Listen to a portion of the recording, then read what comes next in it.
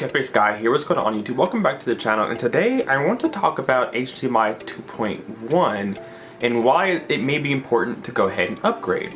So I went to Best Buy today and I picked up an 8K HDMI from Rocketfish. This is about 4 feet in length and it cost me about $39. And so I started thinking maybe I should talk about, is it time to upgrade? What's the benefits of it? What is HDMI 2.1 for those who aren't sure? So I want to go ahead and get started. So first and foremost, what is HDMI 2.1? What is 8K HDMI? Well, we're moving to a new resolution already. 4K seems to have just been here not too long ago. Now we're already talking about 8K. We already have Samsung making 8K TVs. LG has a few of them. So we're already talking about 8K, but not just resolution. We're also talking about bandwidth. We're talking about speed. How quickly can we transfer information from one end to another? It's really what HDMI 2.1 is all about. So there's a few important reasons that you may or may not be aware of as to why you may consider upgrading to HDMI 2.1 even if you're not planning on getting 8K TVs or anything like that.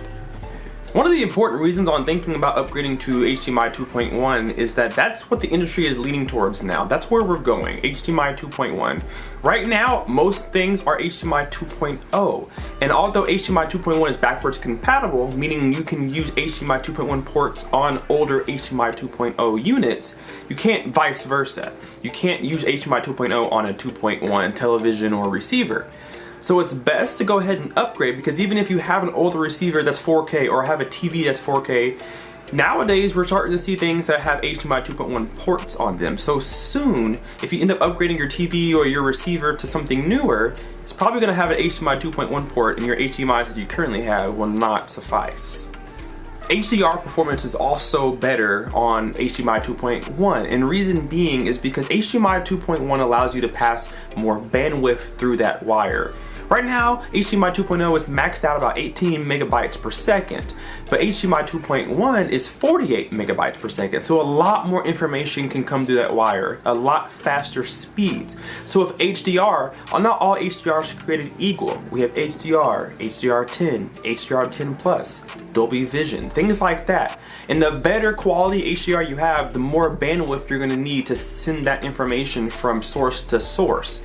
So HDMI 2.1s will have the ability to give you faster speeds and give you a better HDR performance. So even if you have a 4K TV or a 4K monitor, you're not looking to do anything really crazy, you still want the best performance you can get out of that HDR format.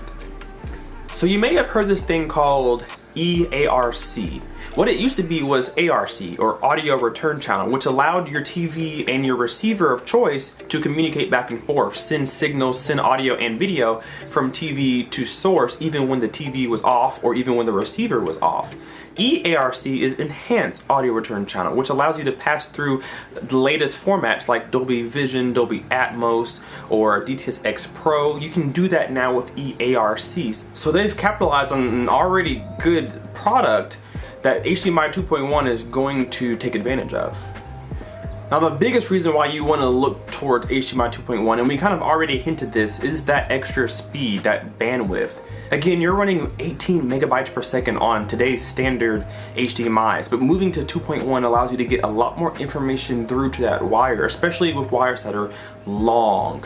So you really want to think about the future. What are you looking to do in your home theater in the near future? Are you looking to get a new TV? Are you looking to get a new Xbox, the new PS5, maybe a different monitor? Are you getting a new receiver? They're going to have HDMI 2.1, and they're going to require a lot more speeds to give you the best Dolby Atmos, the best Dolby Vision, the best sound, the best picture, the best performance. And when I say performance, I mean frame rates, FPS, frames per second.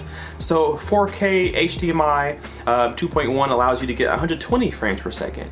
You can get 8K at 60 frames per second. So you have a big increase in performance with the HDMI 2.1. So if you're somebody who likes the game, that right now that really tailors to you. The Xbox Series X and the PS5 allow you to play at 4K 120, and you cannot do that on an older, I believe you can't do that on an older HDMI 2.0, but you can for sure on the HDMI 2.1, which the Xbox Series X and PS5 have. Now for TVs, what does this mean?